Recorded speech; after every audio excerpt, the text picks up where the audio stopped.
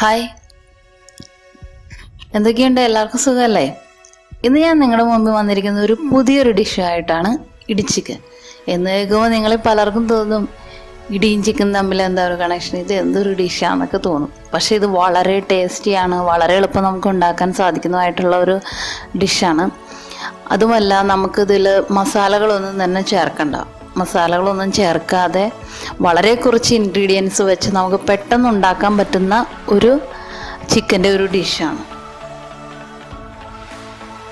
പിന്നെ നിങ്ങൾ ആദ്യമായിട്ടാണ് എൻ്റെ ഈ കുക്കിംഗ് ചാനൽ കാണുന്നതെങ്കിൽ സബ്സ്ക്രൈബ് ചെയ്യാൻ മറക്കരുത്. അതുപോലെ ഇതുവരെ സബ്സ്ക്രൈബ് ചെയ്യാത്തവരുണ്ടെങ്കിൽ അവരും സബ്സ്ക്രൈബ് ചെയ്യണം. പിന്നെ ലൈക്കും ഷെയറും കമൻറ്റും എല്ലാം ചെയ്യാൻ മറക്കരുത്. അപ്പോൾ നമുക്കിത് എങ്ങനെ ഉണ്ടാക്കുന്നതെന്ന് നോക്കാം.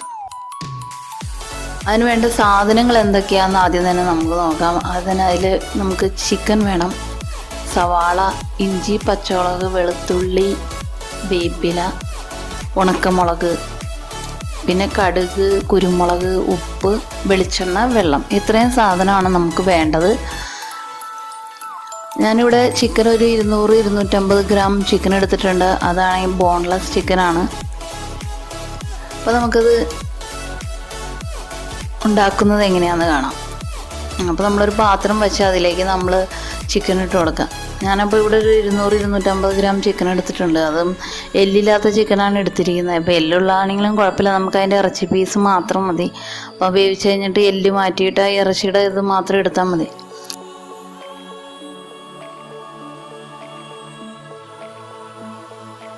അപ്പോൾ നമുക്കിതിൽ ആവശ്യത്തിന് ഉപ്പിട്ട് കൊടുക്കണം. കുറച്ച് ഉപ്പിട്ട് കൊടുക്കുക.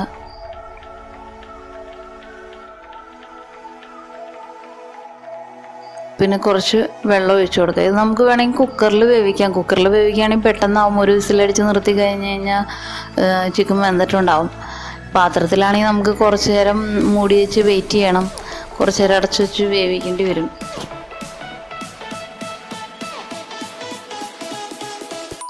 അപ്പോൾ നമുക്കിതൊന്ന് മൂടി വെച്ച് കുറച്ച് നേരം ഒന്ന് വേവിച്ചെടുക്കാം. നമ്മൾ കുറച്ച് നേരം മൂടി വെച്ച് അത് വേവിച്ചപ്പോൾ നമുക്കിതൊന്ന് തുറന്ന് നോക്കാം. ചിക്കൻ ഓൾറെഡി വെന്തിട്ടുണ്ട്.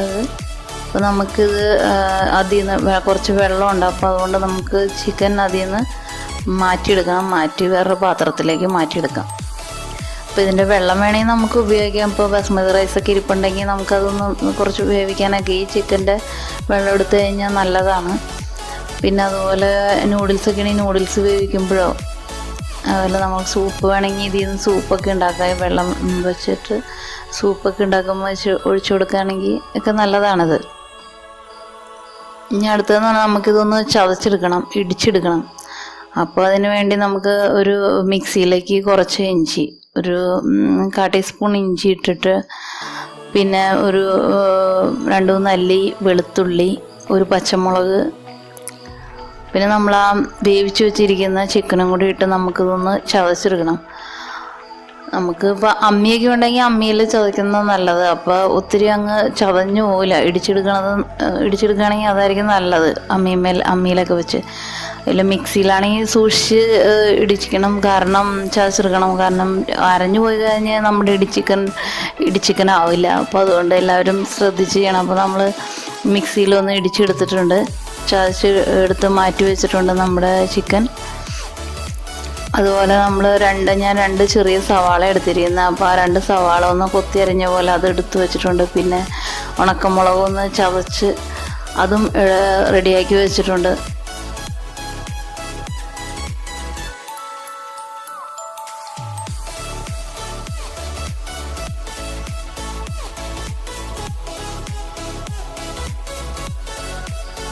നമുക്ക് ഇതൊന്ന് മൊരിയിച്ചെടുക്കണം. അപ്പോൾ അതിനുവേണ്ടി നമ്മൾ ഫ്രൈ പാൻ അടുപ്പത്ത് വയ്ക്കുക.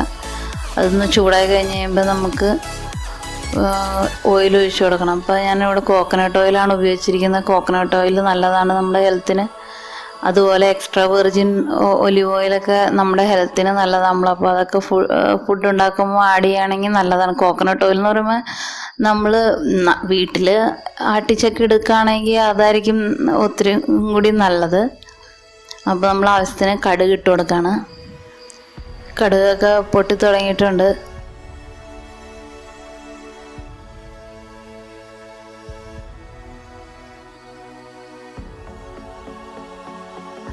നമ്മളതിലേക്ക് നമ്മൾ അരിഞ്ഞു വെച്ചിരിക്കുന്ന സവാളയും അരിഞ്ഞു വെച്ചിരിക്കുന്ന സവാളയും കറിവേപ്പിലയും കൂടി ഇട്ട് കൊടുക്കണം. അപ്പോൾ നമുക്കിതൊന്ന് ചെറുതായിട്ടൊന്ന് വഴറ്റിയെടുക്കണം. ഒത്തിരി വഴണ്ടൊന്നും പോകണ്ട, കാരണം നമ്മൾ ഒത്തിരി ഒരു ചെറിയ ഒരു പകുതി മുക്കാൽ ഭാഗം വഴണ്ടാൽ മതി. അതാണ് നമ്മൾ ആ ഇടിച്ചിക്കനിൽ കിടക്കുമ്പോൾ അതിൻ്റെ ഒരു ടേസ്റ്റ് വരുന്നത്. അപ്പോൾ നമ്മൾ അല്പം ഉപ്പിട്ട് കൊടുക്കുകയാണ്. സവാളയും നമ്മൾ ഓൾറെഡി ചിക്കൻ വേവിച്ചപ്പോൾ ഉപ്പിട്ട് കൊടുത്തിട്ടുണ്ട്. അപ്പോൾ ഇതിലേക്കും ഒരു നുള്ളുപ്പിട്ട് നമ്മൾ ഇട്ട് കൊടുത്തിട്ട് അതൊന്ന് വഴട്ടാണ്.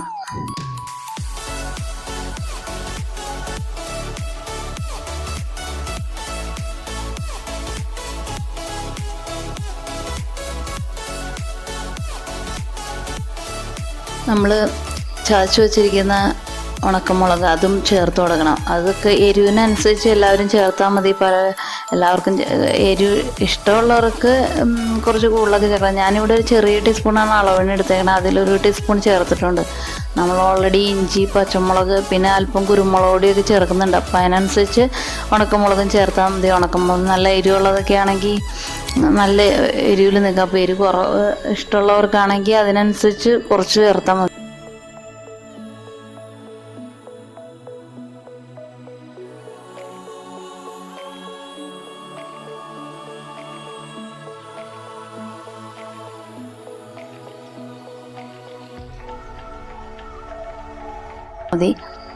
അതിനുശേഷം നമ്മൾ ആ ഇടിച്ചു വെച്ചിരിക്കുന്ന ചിക്കൻ അതിലേക്ക് ഇട്ട് കൊടുക്കുകയാണ്.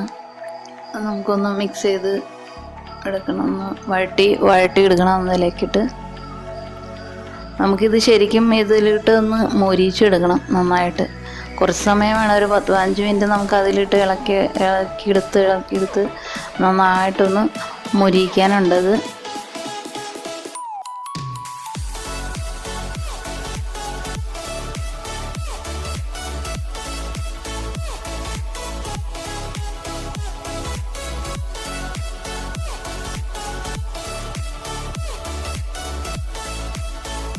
അപ്പോൾ അതിലേക്ക് നമ്മൾ ഒരല്പം കുരുമുളക്, ഞാൻ ചെറിയ ടീസ്പൂണിലാണ് എടുത്തിരിക്കുന്നത്. അതിൻ്റെ അളവനുസരിച്ചൊരു 1/2 ടീസ്പൂൺ അതിൽ ഞാൻ ഇട്ടിട്ടുണ്ട്.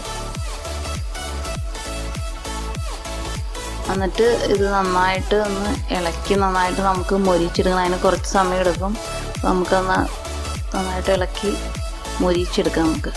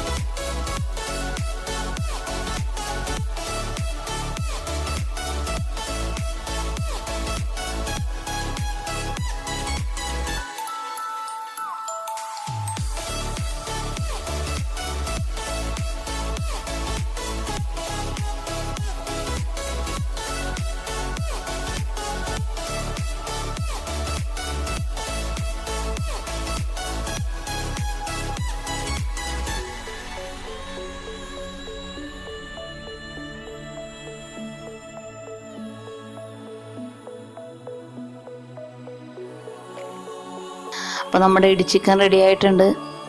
മായി കാണുമെന്ന് വിശ്വസിക്കുന്നു. അപ്പോൾ എല്ലാവരും ഒന്ന് ട്രൈ ചെയ്ത് നോക്കണം. വളരെ എളുപ്പമല്ലേ, എല്ലാവർക്കും ഉണ്ടാക്കാനും പറ്റും. വളരെ കുറച്ച് ഇൻഗ്രീഡിയൻസും മതി, മസാലകളൊന്നും ചേർക്കുന്നില്ല അധികം. ആകെ കുരുമുളക് പൊടി നമ്മൾ അല്പം ചേർക്കുന്നത്. അപ്പോൾ എല്ലാവരും ട്രൈ ചെയ്ത് നോക്കണം.